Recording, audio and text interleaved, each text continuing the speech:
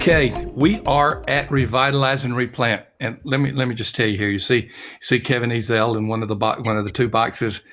Um, we had technical problems, and it was all on me to try to figure it out. And Amy, who's in Richmond, who does the production of this podcast, was trying to give me both hand signals and text and telephone, three forms of communication on how to get this thing going. And I just got to give Kevin Ezel credit. He was there, calm, not worried.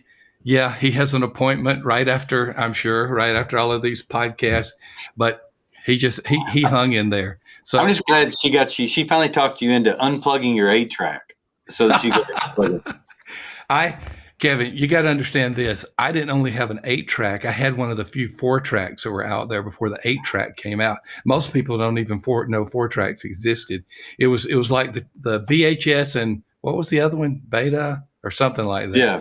And which one didn't make it? Well, the 4-track did not make it. So I go way back. I had to listen to my Beatles on 4-track before I could listen to them on 8-track. Well, my REO Speedwagon worked perfect on that 8-track. There you Can't go. fight this feeling anymore, Well, in case you don't know where you are, whether you are listening on the podcast at various sources, or whether you are watching us on YouTube. And Kevin, I found out also that a lot of people are reading us. We started tracking the number of people who are reading our summaries in addition to listening and viewing. So we have 3 streams that are connecting with us because we put some pretty good summaries in writing as well. So wherever you are, and I guess if you're reading us, you won't be hearing me say welcome. This is Revitalize and Replant. We have an episode, 3 episodes, let me put it that way, where we're going to be talking about if your church wants to replant a church, what do you do? Common question. It's not the type of question that was asked in the older days, but now more and more people, more and more church leaders are saying, we're really interested in this replanting thing. So how do we go about it? And there are 2 ways to look at it. One is, how do I replant a church? Basically, how do I find one, which is the first episode. Or if you're a church that is struggling, how do I get replanted?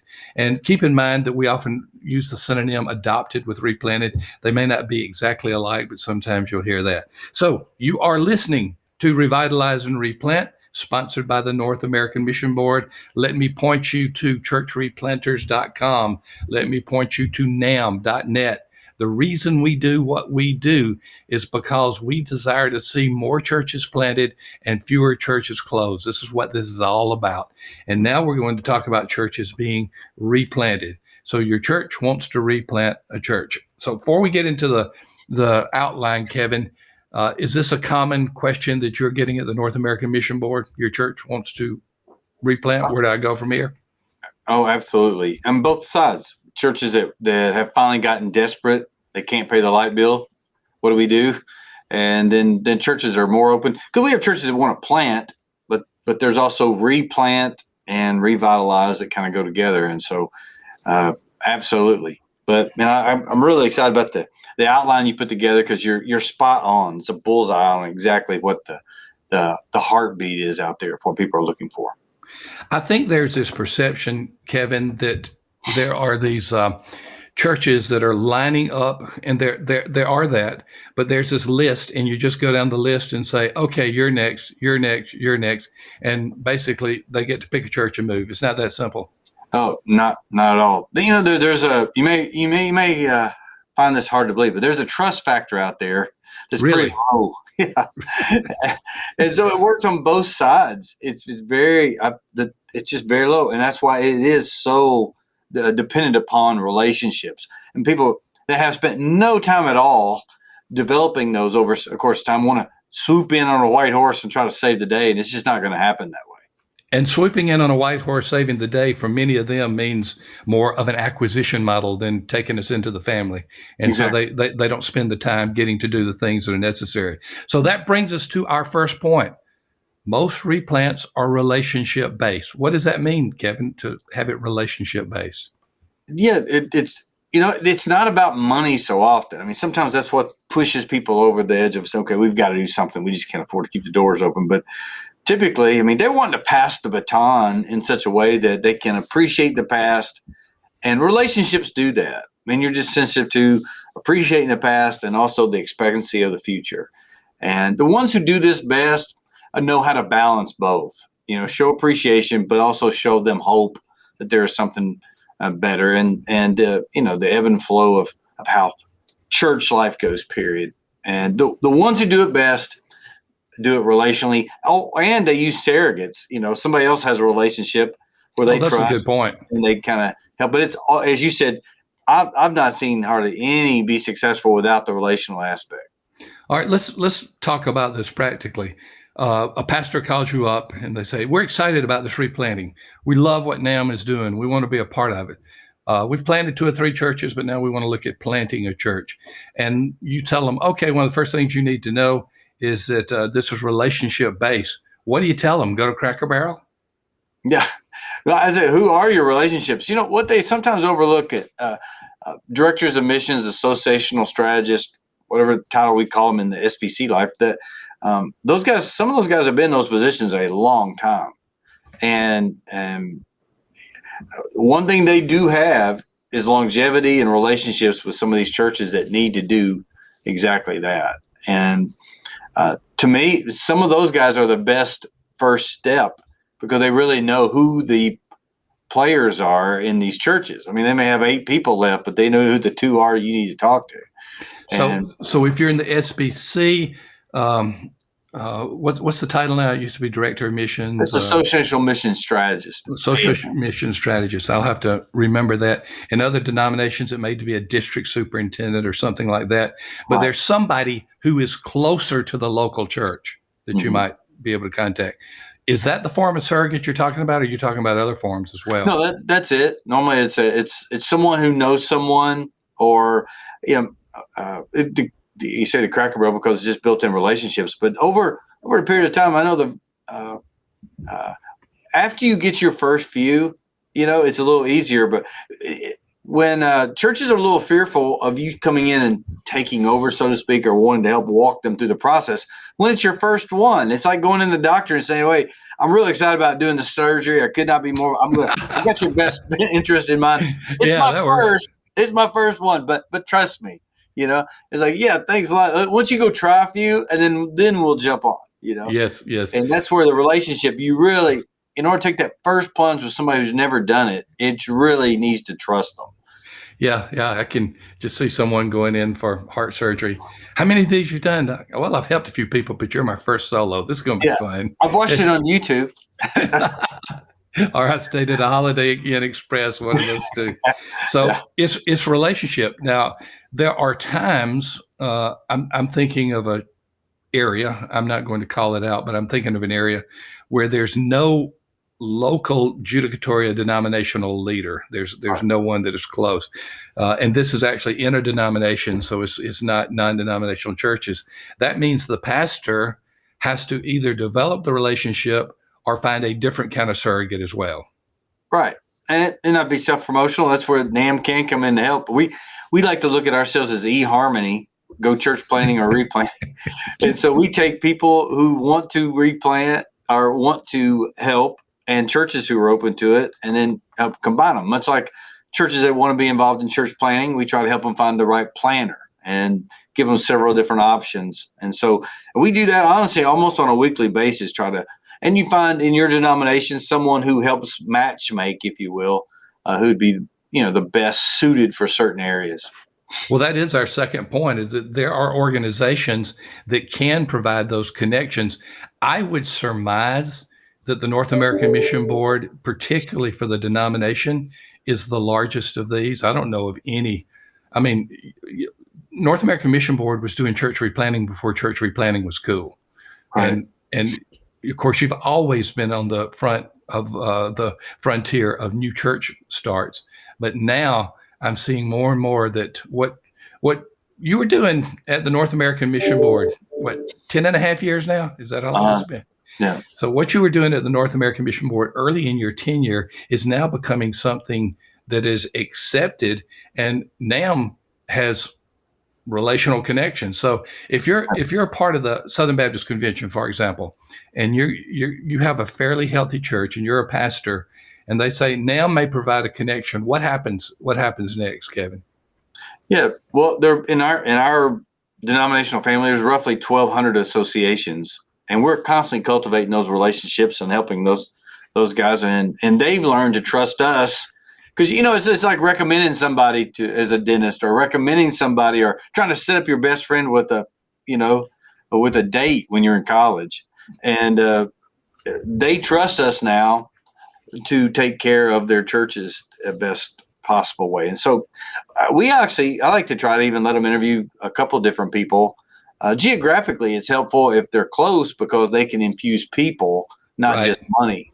And that's where sometimes guys they think that just money is the deal here. And that's not. If you gotta be willing to send some of your best people over there and have a good bit of patience watching it revitalize. But that's what we try to do, geographically and strategically find the best fit, and then walk them through and let them know, look, if that's not the best, then we got other options.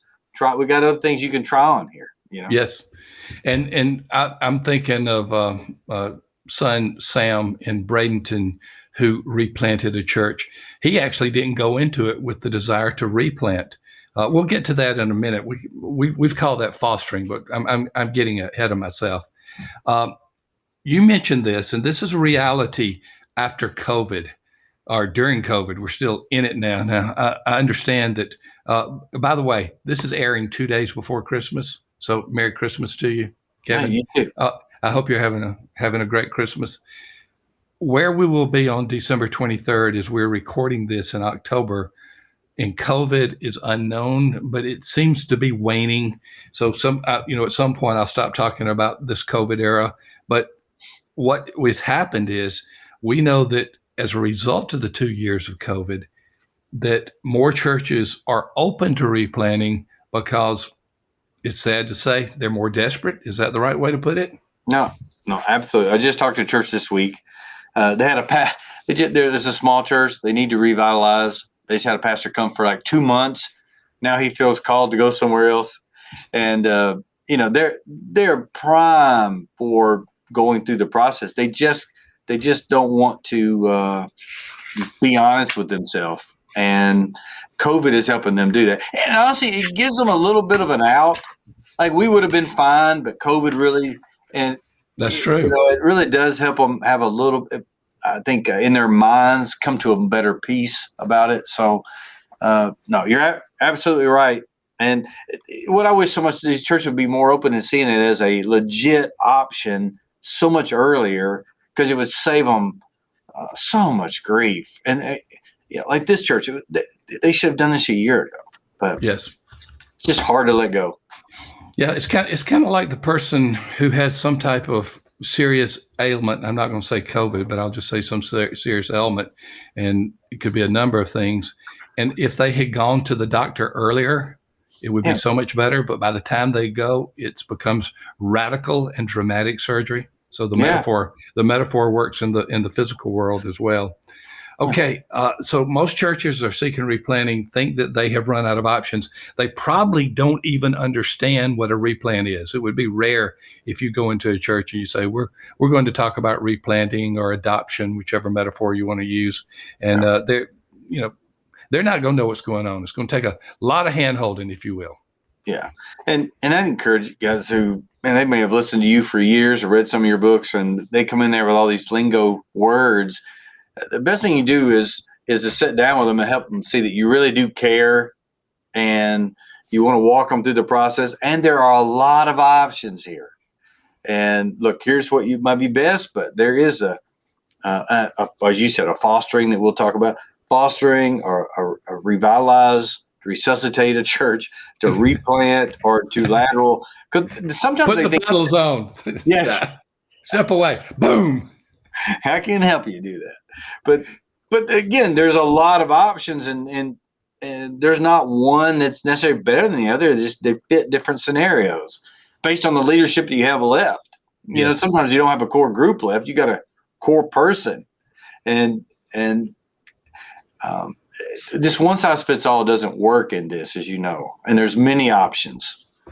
What we are hearing is probably very common to what you are hearing. we'll get a church. They'll come and they'll ask us about their situation, and they're obviously a replanting or adoption candidate, and they'll say, "No, we have an old church. We're 60 and up. We're all old. And what we need to go do is get us a youth minister, and everything will be fine." That Yeah. becomes their silver bullet. That doesn't work either.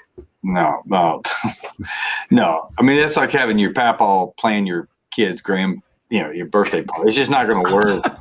I've never done that for. How old is your oldest grandchild, by the way? He's 6. Yeah. Wow. Yeah. I'm celebrating my oldest grandchild's birthday this week, and I'll try to remember how old he is. I bet Amy will look it up for me, and because I'll be going to his birthday party in 2 days, and I got to remember. Yeah, mine's just old enough to he called me the other day. He says, Poppy. And I said, what's wrong, buddy? He goes, your daughter is in a bad mood. He said, I got to go, Poppy. I love it when they can call you and report what's going on at the house, at any point. So. Oh, yeah. Hey, Amy J., you put up some fingers. How old is he? Yeah.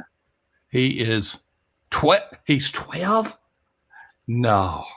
He's not 1 year. I don't have a grandson 1 year away from being a teenager. See, that's exactly what happens in these churches. We're that far gone? No, it could not be that way. They don't realize how bad it really is, and time gets away.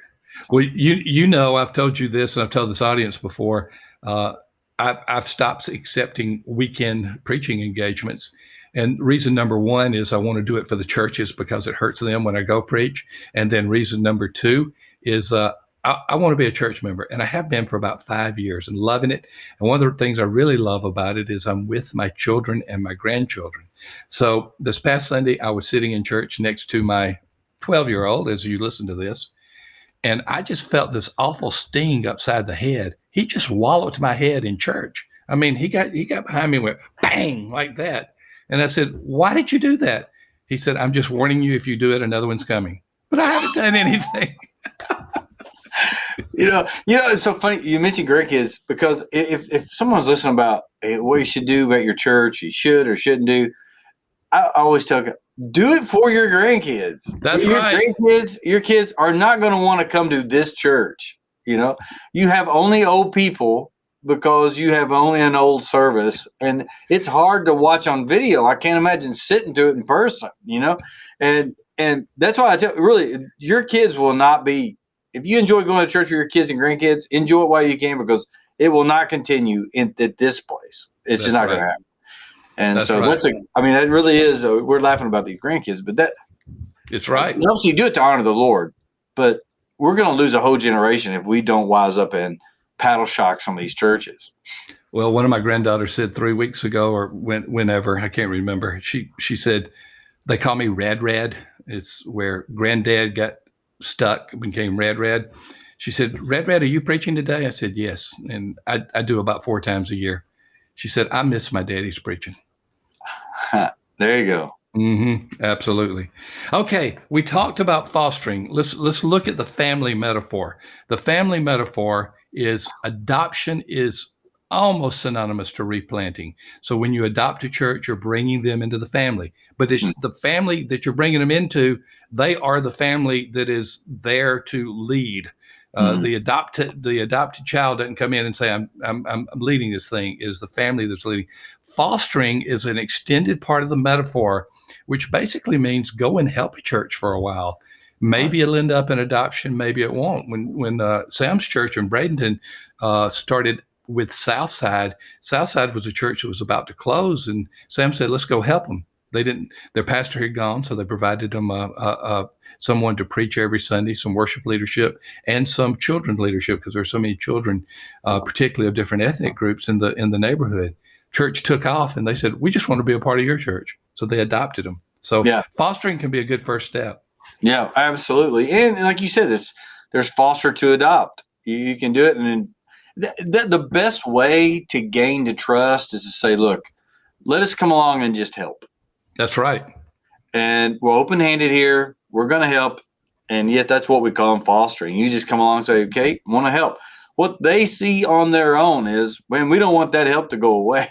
Exactly. And And that's another thing. Fostering needs to have a definitive time assigned to it, or a dependency mode will be created. No, absolutely. Yeah. You don't want to pay for the cell phone forever. And so, I mean, you really do say, look, we're going to help, I but love these metaphors. we're going to cut it off. And it's not because I don't love you. It's because I do love you, but we got to have a timetable here. So, Well, I've got too many children and grandchildren stories. So I was watching the Alabama game, not the one they lost to Georgia, which was, to Texas A&M. They'll lose to Georgia, but to Texas A&M. But the one before that, and I can't remember which one it was. It didn't really matter. And all of a sudden, my television just said, "You've been disconnected." I'm on YouTube TV. I had forgotten that I had given one of the spots to Jess and his family. And they were on 4 YouTube connections. They were on 4 different YouTube. And so it kicked me off. I had to call him up and say, this is my YouTube. I'm paying for it. One of y'all need to get off. that's funny. This last point, you mentioned it earlier. Finding the second church is usually easier than finding the first church. The third church is usually easier than the second, the fourth. Once you do it, the people will say, okay, I know what they're doing, and I trust them even if I haven't done it yet. No, listen, I one of my trustees has 17. And 17. Wow. And it all started with the first one. And then he's got so many lined up now where he has to basically tell them no. And what he's done creatively is, he's fostering almost his own little network without intentionally doing it. But you and I both have friends who are doing this, and they have basically a waiting list of people who want to do it. And now they're at the point where they can be selective. Like, yes. Okay, look, I'm not going to hassle with you over this. Or it's amazing though how people come to the table with the weirdest things. I remember at Highview when I pastored there, we were looking at a church wanted us to adopt them, and they said, "Well, our big concern is our activities start at 7:00 on Wednesday night, and yours start at 6:30. Which would it be?" And, oh gosh, that's the make or break issue. This is not gonna. If that's their biggest concern, is like this isn't going anywhere. So that was a wasted time. Your comrade at NAMB, Mark Clifton, was on a podcast, and he was meeting with the church, and someone said, "Can we keep our Sunday school class that we currently have?" They're about to die. They probably only have one viable Sunday school class that probably is a church. And Mark said, "I don't care. That's not the issue here. Let's move on. Or let's make it a home group." There you go. Well, I want you to stay with us because we are going to go through 3 parts. The series is called So Your Church Wants to Replant a Church. This is part 1. Where do we find a church that needs to be replanted? Please stay with us, whether you're listening to us on a podcast app or whether you're watching us on YouTube. Stay with us because we're now going to be moving in to part 2. Some of the common questions you'll hear, just what we began on this one. We did the perfect segue. Some of the common questions you'll hear when you talk to a church about being replanted. You need to be prepared because, as Kevin and I just said, you'll be surprised at some of the questions that you'll get. Thank you again for joining us on Revitalize and Replant. Go to any of those podcast channels and subscribe. We would appreciate a rating and review. And as well, go to YouTube. It's steadily growing now, and go to YouTube. And if you want to see what Kevin Ezell looks like, you can see him even as you hear that melodious voice. You can add to it the handsome man that goes with it. So you're able to do that. Just sounds really weird. On that, I'll say goodbye. Continue to be with us at Revitalize and Replant, where we're helping churches get healthier together.